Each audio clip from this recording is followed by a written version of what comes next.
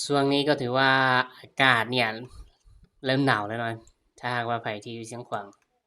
อากาศหนาวแล้วเวลานี้แม่นเวลา6โมงแลง6โมงไป41วันที่4ซึ่งว่าข้อยจะมาเทรดในส่วนของตลาดก็จะมาเทรดในส่วนของตลาด Binary Option เนาะซึ่งว่าใน BX Trade นั่นแหละและสำหรับมื้อนี้นี่ข้อยจะใส่ต้นทุนอยู่ที่99เหรียญ ข้อยจะใส่ต้นทุนอยู่ที่99เหรียญและเป้าหมายหรือภารกิจของการเทรดรอบนี้แม่นต้องการสร้างกำไร 1,000 เหรียญต้องการสร้างกำไร 1,000 เหรียญเบิ่งกันว่าข้อยจะสามารถที่จะเฮ็ดได้บ่ซึ่งว่าอินดิเคเตอร์ที่ข้อยเอามาช่วยในการวิเคราะห์จะเป็นในเรื่องของ SMA5 แล้วกันSMA5 เนาะเมื่อใดก็ตามที่แท่งเทียนตัด SMA5 ลงมาเขาจะขายและแท่งเทียนตัด SMA5 ขึ้นไปเขาจะซื้อและค่อยจะใส่ผสมผสานกับระบบที่เอิ้นว่า SMCX นั่นเองซึ่งว่าในระบบ SMCX เนี่ยโซนนี้เขาก็ถือว่าเป็นโซนที่ก่อให้เกิดการ change of character เนาะโซนนี้เป็นโซนที่เรียกว่า short นั่นเองam short ซึ่งค่อยเอิ้นว่าเป็น am short แล้วดีมานที่ก่อให้เกิดการช็อตขึ้นไปก็จะเป็นดีมานไฮเดนดีมานก้อนนี้เนาะค่อยมองว่าเป็นไฮเดนดีมานก้อนนี้แล้วกราฟมีโอกาสที่จะลงมาทดสอบดีมานก้อนนี้แล้วก็ขึ้นไปซึ่งปัจจุบันเนี่ยมันก็ได้ทำการทะลุ SMA5 ขึ้นไปนะก็เป็นกันว่ามันจะมีโอกาสที่จะลงมาอีกรอบบ่แล้วเราจะมาวัดฟิโบกันว่าเราจะเข้าออเดอร์อยู่ในโซนใดจึงจะได้เปรียบหลายกว่ายกตัวอย่างว่าฟิโบจากนี้ขึ้นไปโซนที่ค่อยจะเข้าออเดอร์และได้เปรียบที่สุดก็คือโซนค่าฟิโบ 61.8 นะก็แสดงว่าโซนนี้เนาะหมายความว่าออเดอร์นี้เรามีโอกาสที่จะขายอีกรอบนึงค่าฟิโบถ้าหากว่าเราจะมาวัดเนี่ยโซนนี้ถือว่าเป็นโซนที่ควรที่จะซื้อหลายฉะนั้นถ้าหากว่าตามระบบนี้เนี่ยค่อยจะตัดสินใจซื้อไม้นี้ก่อนเพราะอย่างเพราะว่าค่อยมองว่าอยู่ในโซนเนี่ยมันอยู่ระหว่างของค่าฟิโบ 61.8 แล้วมันลงมาทดสอบรอบนึงละมันลงมาทดสอบรอบนึงก็คือทดสอบกรอบนี้เนาะฉะนั้นเนี่ยมันก็มีโอกาสที่จะไซด์เวย์อยู่กรอบนี้หรือว่าอาจจะไปต่อก็เป็นไปได้มันนี้เสียวๆคือกันเด้อสำหรับออเดอร์นี้เพราะว่าถ้าหากว่าเบิ่งในเรื่องของ SMA5 ก็คือแท่งเทียนได้ตัด SMA5 ลงมาอยู่ลุ่มเนาะแท่งเทียนได้ตัด SMA5 ลงมาอยู่ลุ่มแต่ว่าด้วยการเทรดตามระบบที่ค่อยบอกกันส่วนนี้ถือว่าเป็นการ change of character เพราะว่าก่อนหน้านั้นนี่เราจะเห็นว่าตลาดเนี่ยคือจริงๆมันเป็นเทรนขาลงถ้าหากว่าติดเทรนไลน์ก็ยังอยู่ระดับนี้ถ้าเราติดเทรนไลน์เนี่ยและโซนนี้ก็เอาติดเทรนไลน์แบบนี้ขึ้นไปจะเป็นรูปแบบของfalling wedge จะเป็นรูปแบบของ falling wedge ออเดอร์นี้ค่อยมองว่ามันมีโอกาสจะขึ้นหลายกว่านะค่อยตัดสินใจซื้อขึ้นไปเบิ่งก่อนว่ามันจะลินแบบนั้นแท้บ่โซนนี้จะเป็นโซน am short หรือว่า change of character และดีมานที่ก็ให้เกิดการ change of character โซนนี้ถือเป็น order block กรอบนี้ถือว่าเป็น order block ถือว่าเป็น OB และกราฟมันมีโอกาสที่ถึงว่ามันลงมาก็ตามเนี่ยมันมีโอกาสที่จะลงมาหาโซนยุลุ่มแล้วอยู่เทิงเนี่ยมันมีดีมานโซนนี้จะเป็นดีมานเนาะhidden demand กรอบนี้เป็นโซนที่ก็ให้เกิดการ change of character demand zone hidden แล้วมันก็ได้ลงมาครับแล้วมันก็ดันราคาขึ้นไปฉะนั้นตอนนี้มันก็มีแต่ว่าจะขึ้นอย่างเดียวเนาะไม่นี่ค่อยตัดสินใจซื้อต่อเลยตอนนี้มันก็มีแต่ว่าจะขึ้นอย่างเดียวคือความหมายของคำว่าของค่อยที่บอกว่ามันจะขึ้นอย่างเดียวก็คือเป้าหมายที่1เนี่ยมันจะขึ้นมาหาโซนนี้และเป้าหมายที่2เนี่ยมันก็จะขึ้นมาหาโซนนี้เป้าหมายที่3เนี่ยมันก็จะขึ้นมาหาโซนนี้นั่นคือภารกิจหรือว่านั่นคือเหตุผลที่ค่อยมองกราฟในกรอบใหญ่ แล้วค่อยจะรอให้มัน break up structure ก็จะรอให้มัน break up structure ก็คือมันสามารถทะลุกรอบนี้แล้วมันย่อตัวแล้วมันดาราขึ้นไปกราฟมันจะขึ้นที่สไตล์นี้ถ้าหากว่ามันสามารถที่จะบอสได้โซนนี้เป็นโซนที่เราค่อยมองว่ามันจะบอสเนาะถ้าหากว่ามันทะลุกรอบนี้ขึ้นไปโซนนี้เราจะบ่ได้เอิ้นว่าช็อตแต่เราจะเอิ้นว่าบอสแทนเป็นการ break up structure ไม่นี่เราจะยังบ่ไปเทื่อค่อยยังบ่ไปเทื่อแต่ถ้าหากว่าเราจะเทรดในแบบของอินดิเคเตอร์ S&P 5ก็กดซื้อได้อยู่เพราะว่าทั้งเทียนยังอยู่ด้านเทิงของ S&P 5ถ้าสมมุติว่าค่อยปิด S&P 5ลงไปแล้วค่อยจะเทรดด้วยกระเป๋าถ้าค่อยปิด S&P 5ลงไปออกไปแล้วค่อยจะเทรดด้วยกระเป๋าค่อยจะเทรดแนวใดก็มาเบิ่งกันปัจจุบันเนี่ยกราฟถือว่ามันได้ break ขึ้นไปหน่อยนึงได้ break center line ขึ้นไปมันได้ break center line ขึ้นไปและตอนนี้มันก็ถือว่าลงมา retest หน่อยนึงเนาะถ้าหากว่ามันอยู่ระดับนี้ค่อนข้างที่จะเสียวๆคือกันฉะนั้นเอาเรื่องนี้ค่อยตัดสินใจที่จะขายลงไปแล้วกัน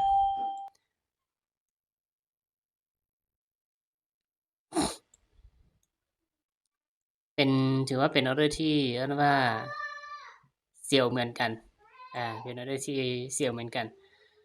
คือถ้ามันจะลงมันมีโอกาสที่จะลงมาหาดีมานด์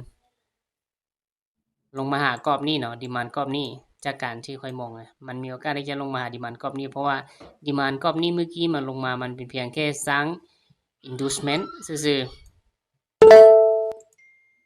โอเคถือว่ามันลงมาตามคาดลงมาตามคาดถ้ามันบ่ได้มากับตัวในโซนดีมานด์กรอบนี้เนาะ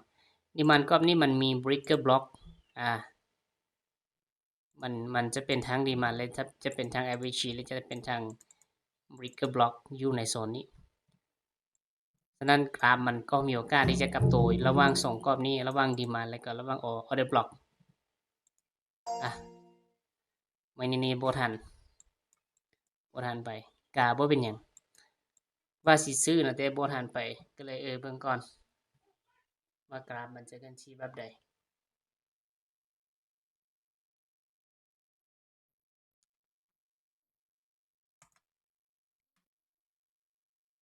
ถ้าเราซื้อได้เดี๋ยวนี้เราก็น่าจะเสียแล้วเนาะ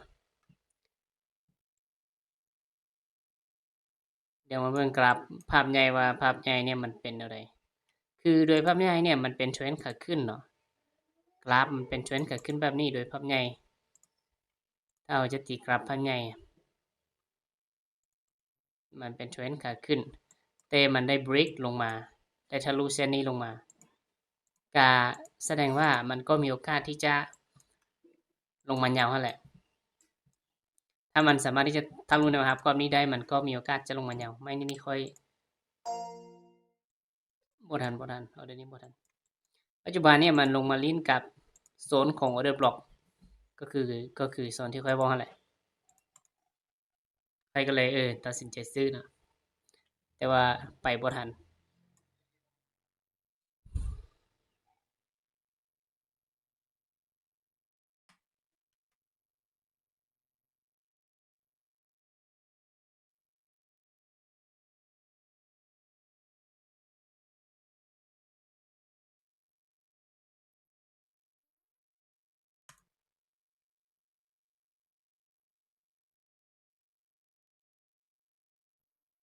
ปัจจุบันนี้มันลงมาลิ้นกับ order block ในโซนของค่อยจินตนาการว่าถ้าหากว่าค่อย all in 2ไม้เนี่ยค่อยก็จะอาจจะได้กำไรตามคาดหมายเนาะฉะนั้นค่อยสิลง all in เบิ่งถ้าได้ก็ถือว่าเป็นความภาคภูมิใจแต่ถ้าเสียนี่ค่อยก็เศร้าเลยย้อนหยังค่อยจึงตัดสินใจที่จะซื้อในไม้เนี่ยก็คือที่เคยบอกแหละมันลงมาลิ้นอยู่ในโซน order block order block หมายถึงโซนที่เจ้ามือได้ทำการลิ้นขึ้นไปเนาะแต่ถึงอย่างไรก็ตามทุก order ล้วนเต็มความเสี่ยงก็ต้องลุ้นกันเบิ่งนั่นแหละว่ามันสิปิดแดงบ่หรือว่าปิดเขียวให้เรา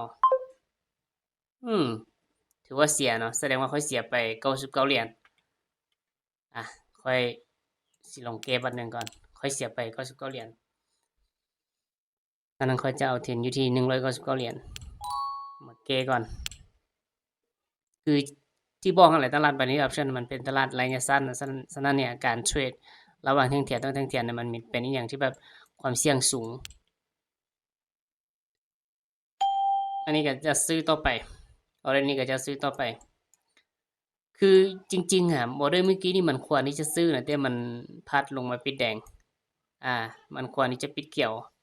แต่มันพัดลงมาปิดแดงไม้นี้ก็เลยตัดสินใจซื้อแต่ถ้าหากว่ามาวิเคราะห์ในอีกแง่นึงเนี่ย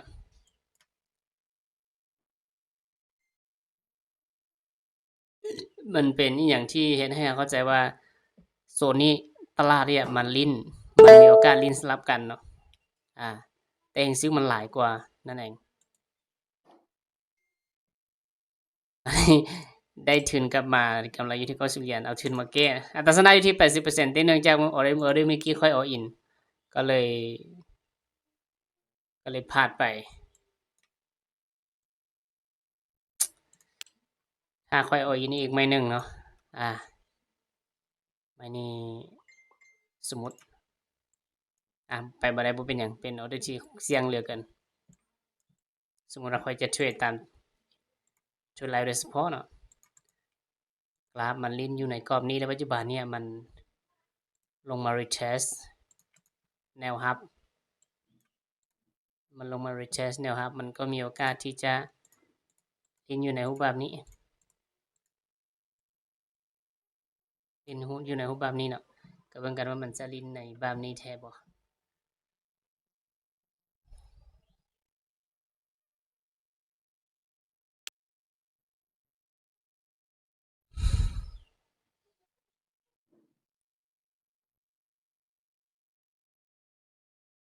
ถ้าว่ากราฟมันนิ่งๆแบบนี้นี่เราก็ยังบ่เห็นโซนที่จะเข้าเทื่อมันนิ่งเกินไปแต่ค่อยจะลองตัดสินใจซื้อกันไปแล้วกัน